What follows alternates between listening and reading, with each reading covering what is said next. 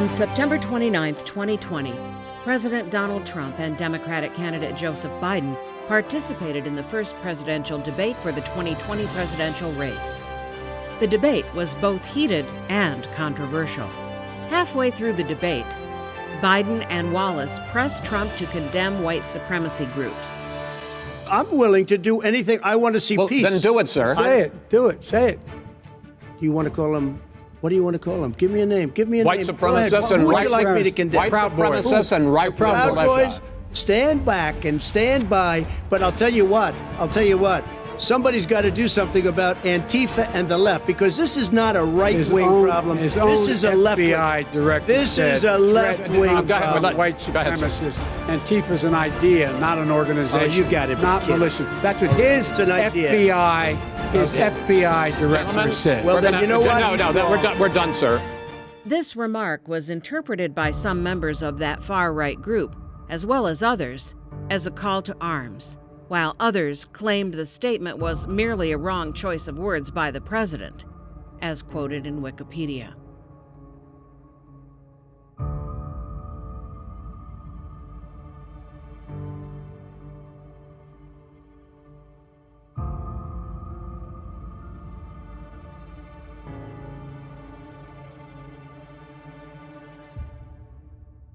Because lawlessness is increased, most people's love will grow cold. Matthew 24:12.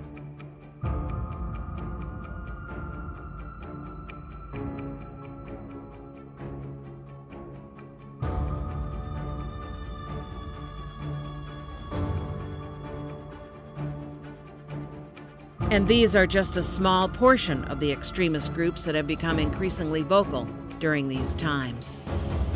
Our leaders have done nothing to quell the civil unrest, but in fact, their rhetoric has escalated the situation. On October 8, 2020, the FBI says it has foiled a plot by militia members to kidnap Michigan Governor Gretchen Whitmer, and 6 people are facing federal charges. In a coordinated move, Michigan is pursuing state felony charges against 7 people with ties to a militia called the Wolverine Watchmen. The Democrats are now calling out President Trump's fascist rhetoric as a catalyst for this planned kidnapping. In anticipation of the upcoming election, neither side seems willing to concede the race, regardless of the outcome. A recent poll shows that 1 in 3 Americans now believe that violence could be justified to advance their party's political goal. Furthermore, about 1 in 5 Americans with a strong political affiliation says they are quite willing to endorse violence if the other party wins the presidency, as reported in polls done by Politico. This violence has been manifest in recent demonstrations. Opposing protesters from the right and left wing have clashed violently in Portland, Oregon, Kenosha, Wisconsin, and Louisville, Kentucky. Left-wing extremists have repeatedly laid siege to federal buildings in Portland, and on several occasions, armed right-wing protesters entered the state capitol in Michigan. And the comments coming out of Donald Trump's administration give testament as to what is about to happen. For as IHSS official Michael Caputo recently said through Twitter, when Donald Trump refuses to stand down at the inauguration, the shooting will begin, Caputo said in it. The drills that you've seen are nothing, said Caputo. If you carry guns, buy ammunition, ladies and gentlemen, because it's going to be hard to get.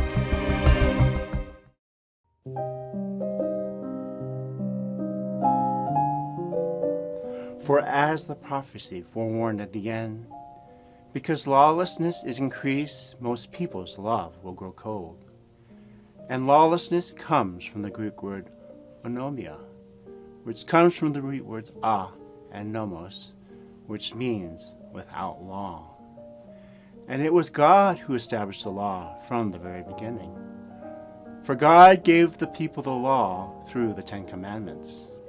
And the Lord said that if they obeyed his laws, they would prosper. For as Moses said to the people, the Lord your God will prosper you abundantly in all the work of your hand, in the offspring of your body, and in the offspring of your cattle, and in the produce of your ground.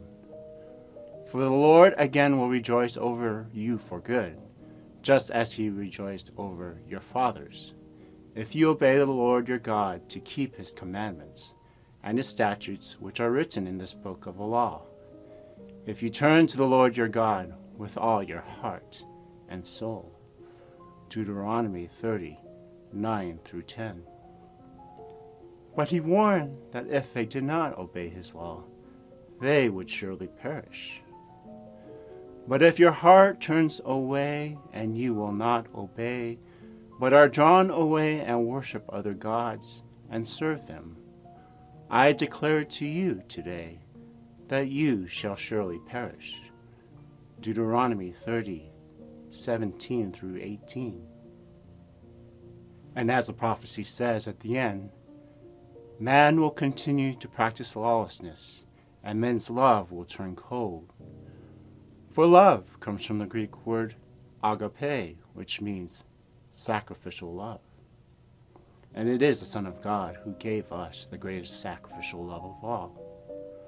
For in love he sacrificed his life for our salvation. And he commanded us to do just the same. For as he said before his death on the cross, "This is my commandment, that you love one another, just as I have loved you. Greater love has no one than this, that one lay down his life for his friends." John 15:12-13.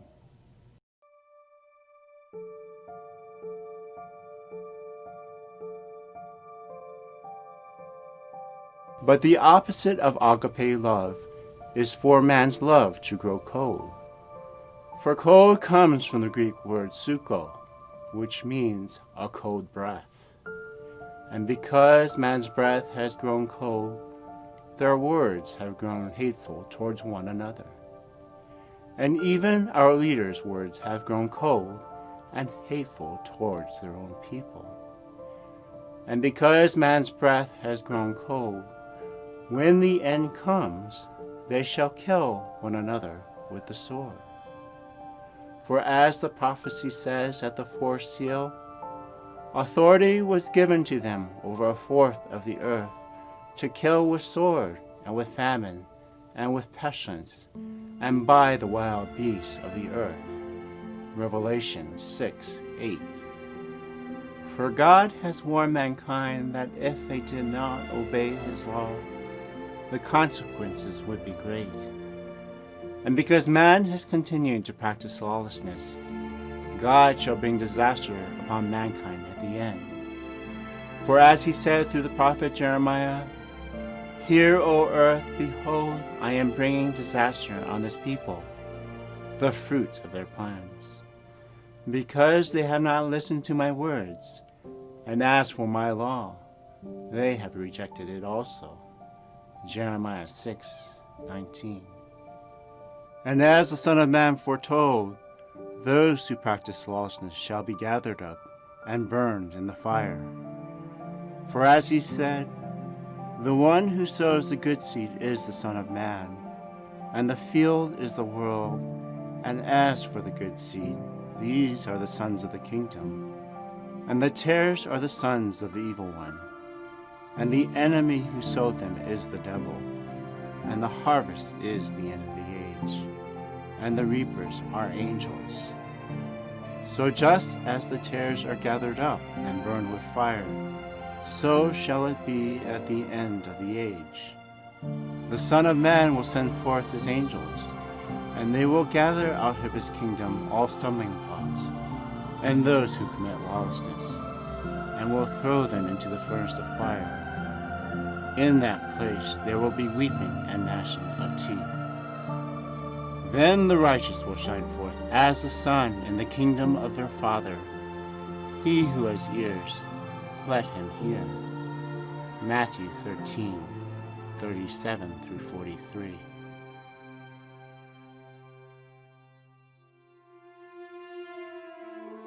But the greatest blessing is this, that those who love the Lord and love one another shall endure to the end. And because we have endured to the end, we shall be saved.